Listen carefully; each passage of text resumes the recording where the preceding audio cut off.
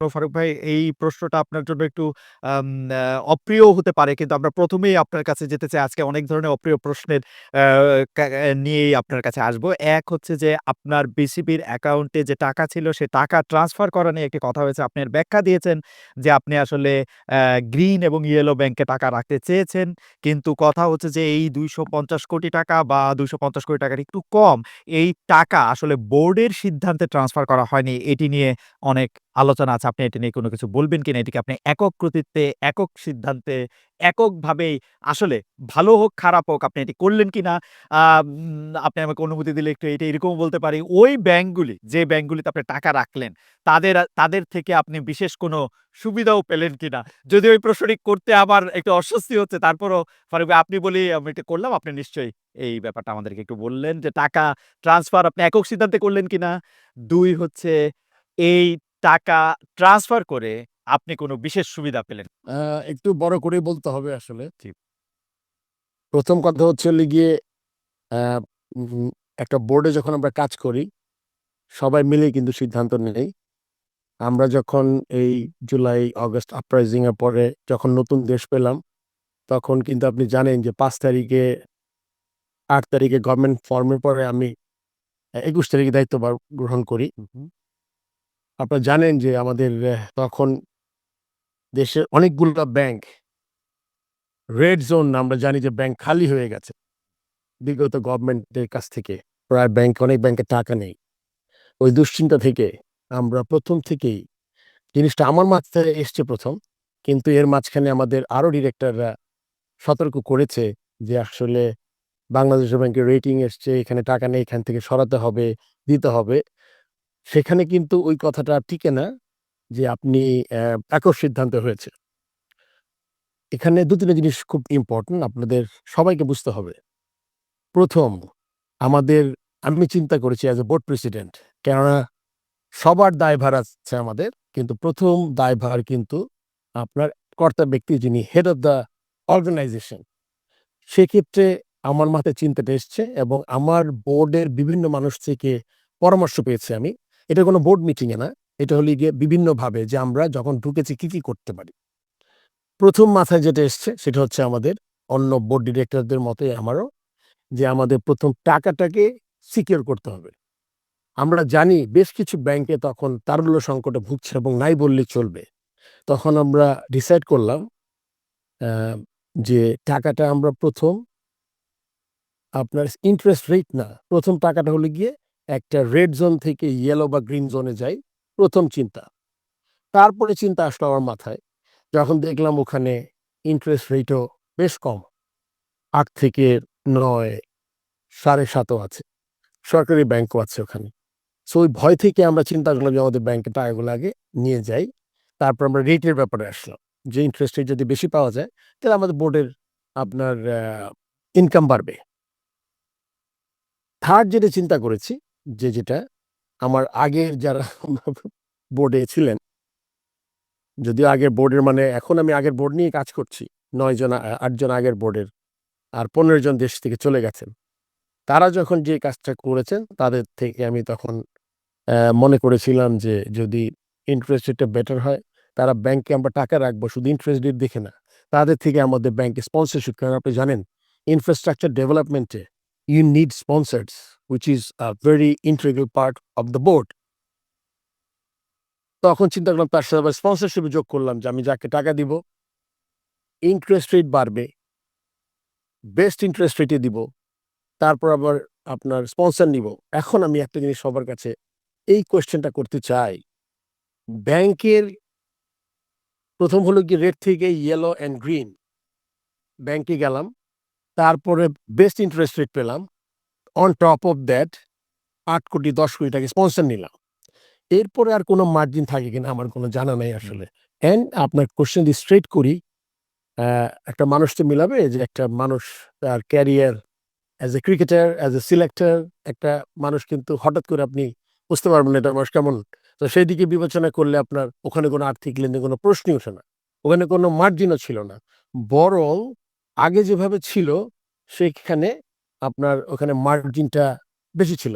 যখন ৮.৫ থেকে আপনি ১১.৫ তে ১২ তে যাবেন ইন্টারেস্ট রেট, তার সাথে স্পন্সরশিপ যোগ হলে এবং অন টপ অফ দ্যাট আমি এটাও চেয়েছি যে তারা আমাদের ইনফ্রাস্ট্রাকচার ডেভেলপমেন্টও আসবেন।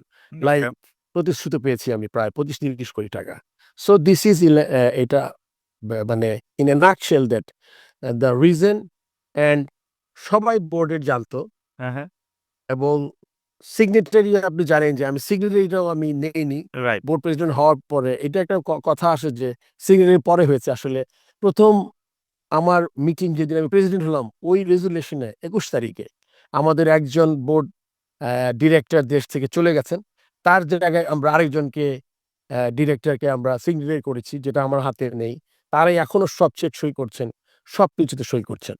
না সো আমি মনে হয় এই এর ক্ষেত্রে চেয়ে বেশি আর কিছু এক্সপ্লেইন করতে পারব না। না, আপনি এটা চিঠি দিয়েও জানিয়েছেন। কিন্তু আসলে আমরা একটু কনফিউজড হই কখন? আমরা দেখেছি যে এখানে সিগনেচার ছিল ফাইন্যান্স কমিটির প্রধান জনাব ফাহিম সিনহার, আমি যদি ভুল না হয়ে থাকি, এবং পরিচালক মাহবুবুল্লাহ নামের। তো তারা আপনার ছিল না সেটি আপনি ঠিকই বলেছেন। কিন্তু তারা বলছেন সিদ্ধান্তটি বোর্ড সভায় নেওয়া হয়নি। আপনার সিদ্ধান্তে তারা সিদ্ধান্ত দিয়েছেন। ব্যাপারটা কি ঠিক আসলে? আ এরকম করে বোর্ড সভায় যে অ্যা নি নিতে হবে হ্যাঁ। জিনিসটা আসলে এরকম না। কেননা কিছু আপনার জিনিস থাকে যখন আপনি ইনফর্মালি আলাপ করে নেন। এখন যখন অনেক কনসার্ন যখন ওই বোর্ড সভা ১ মাস ২ মাস পরে হবে, তারপর আপনি সিদ্ধান্ত নিবেন। তখন ব্যাংকে যখন আপনি টাকা আনতে যাবেন সিদ্ধান্তের পরে কোন টাকা থাকবে না। হুম। সো ওই সময়টা ছিল না কিন্তু ইনফর্মালি প্রতিটা বোর্ড ডিরেক্টর জানতেন। এখন তারা যদি কিছু বলে থাকেন এটার বাইরে অন্য কিছু, এটাতে আসলে আমার কোনো কমেন্ট করার কিছু নাই। বাট এবং এই কনসার্নটা তাদেরও ছিল যে হ্যাঁ, it is a very good idea. I think we should go to better banks with green and yellow জোনে from red zone banks. Um এই ব্যাপারে আপনার কাছ থেকে একটু জানতে চাই যে অক্টোবরে ইলেকশন আছে বিসিবির। সেই ইলেকশনের সময় আ এই যে ডিরেক্টর মানে আপনি আগেই বলেছেন যে গত বোর্ডের ডিরেক্টরদের নিয়েই আপনি কাজ করতেছেন। তো এই ইলেকশনদের সামনে রেখে কি একটা গ্রুপ, আরেকটা গ্রুপ ঘরের ভিতরে নানা ধরনের মশারি এরকম তৈরি হইতেছে কিনা ফারুক ভাই? বা আপনিও আসলে যেহেতু মানে আমরা জানি, যদ্দূর জানি আরকি, আপনি নিজেও আসলে এই ইলেকশনে প্রতিদ্বন্দ্বিতা করবেন হয়তো। তো সেইটা একটা প্রভাব বিস্তার করতেছে কিনা গ্রুপ? আসলে মহিউদ্দিন আপনি যদি দেখেন এই বোর্ডটা কি? এই বোর্ডটা হলো গিয়ে এখানে মাত্র আউট অফ 25 ডিরেক্টরস আমি অ্যাজ এ বোর্ড প্রেসিডেন্ট আমার সাথে নাজমুল আবেদীন ফাহিম বলে একজন আছেন। জি। যারা আ আ সিলেক্টেড হয়েছেন এনএসসি থেকে। এছাড়া কিন্তু এটা কিন্তু আগের বোর্ডই কিন্তু। এখানে একটা জিনিস উল্লেখ করাটা খুব প্রয়োজন। আগের বোর্ড মিনিং যে বোর্ডটা ৩ বছর আগে হয়েছে, সেই বোর্ডের সব সদস্য, সব এমপ্লয়ি আমার ১৬০ এর মতো এমপ্লয়ি আছে। ২০০ ওভারঅল বোধহয় ২০০ কত এমপ্লয়ি আছে। এরা সব আগের বোর্ডের। নতুন আমি যখন ঢুকেছি, আমাদের এখানে আসলে এই আচরণবিধি, চাকরিবিধি, এইচআর পলিসি খুব স্ট্রং না। যেভাবে আগে রিক্রুটমেন্ট হতো, সেই রিক্রুটমেন্টে আমি যে বোর্ডে ঢুকে খুব মানুষ নিতে পেরেছি এটাও না। কোন নতুন মানুষ খুব বেশি হলে হাতে গোনা ৩ থেকে ৪ জন। ৮ মাসে হয়তোবা অ্যাপয়েন্টমেন্ট পেয়েছে। সো বোর্ড যদি আপনার পুরোটা আগেরই হয়, আমি এটা পাশে রাখছি যে সে কি আপনি জানেন তো আগে বোর্ড মানে যারা চলে গেছেন তাদের সাথে যারা কাজ করেছে, যারা দেশ ত্যাগ করেননি। সো তাদের সাথে কিন্তু আমি কাজ করছি। আপনি যদি বলেন যে গ্রুপ, আমি কিন্তু একটা গ্রুপ। মানে ওকে। ইনফেক্ট আমার সাথে আরেকজন আছেন। আমাদের ২ জন কিন্তু নতুন। আর the whole setup is the same. আমি কারো চাকরি নেইনি। কেউ টার্মিনেট হয়নি। ১ টা বা ২ টা ছেলেকে সাসপেন্ড একটা নোটিস করেছি। খুব সম্ভবত একটা ছেলেকে টার্মিনেশন এর একটা নোটিস করা হয়েছে। এটাতে একটা পিরিয়ড থাকে ৩-৪ মাসের। সো আপনি যদি মনে করেন যে এসেই সবাইকে ৩০-৪০ জনকে চাকরি টার্মিনেট করেছি, হুম। সাসপেন্ড করেছি এরকম কিছু করি নাই। কেননা এইটা একটু সময় নিয়ে বলছি। তার কারণ হচ্ছে গিয়ে আপনি যেই সেটআপ এ আসবেন, ওই সেটআপ এ কিন্তু ক্রিকেট বোর্ডের কাজ কিন্তু বন্ধ থাকতে পারবে না। আপনি ঘুম থেকে উঠবেন, আমি যখন ক্রিকেট বোর্ডে আসি, আমরা পাকিস্তানকে ২ টেস্ট হারিয়ে দেশে এসেছি। ইন্ডিয়া এসছে, সাউথ আফ্রিকা এসছে, আন্ডার-19 UAE এসছে, সাউথ আফ্রিকান একটা এজ গ্রুপের টিম এসছে। মহিলা world cup was a big challenge. যেই চ্যালেঞ্জটা আমরা ঢাকায় হওয়ার কথা ছিল আপনি জানেন।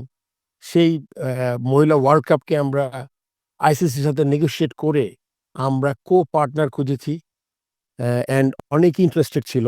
আপনি জানেন আমরা হোস্টিং রাইট ছাড়িনি। হোস্টিং রাইট না ছেড়ে আমরা ইউএইর সাথে আমরা হোস্টিং রাইটের যে টাকাটা আমরা শেয়ার করেছি। আ বুয়েটে গেছে। এটা কিন্তু পুরোটা চলে যেতে পারত। এটা একটা আমার কূটনীতি ছিল। আমি রাইট। মিটিং করেছি গিয়ে ইউএইতে। তারপরে আমার সিইও বোধহয় যোগাযোগ করেছিল যে আমরা স্টিল করতে চাই। সো ওইটা করেছি আমরা। সো যখন আপনি এসব ব্যাপারগুলো মাথায় রাখতে হবে আপনার। আপনার কোনো কিছু কিন্তু হ্যাম্পার করতে পারবেন না। এমন হতো যে আমি ৬ মাস সব কাজ বন্ধ রেখে লেটস স্টার্ট ফ্রেশ। ওই সুযোগটা আমার ছিল না কখনোই। সো সবকিছু কন্টিনিউ করে অ্যা আমি মনে করেন এর মধ্যে বিগ চ্যালেঞ্জ বিপিএল আপনি জানেন যে ফ্র্যাঞ্চাইজি লিগ যেখানে প্লেয়াররা একটা ভালো টাকা পায়। সো আমি কিন্তু আমার সবকিছু করতে চেয়েছি যা আগের মতো করেছি এবং তখন সাহায্য ২৫ থেকে ৮-৯ জন, আমার সহ ১০ জন এবং এরাও যে মানে খুব অ্যাক্টিভ ছিল এটা আমি বলব না আসলে। আ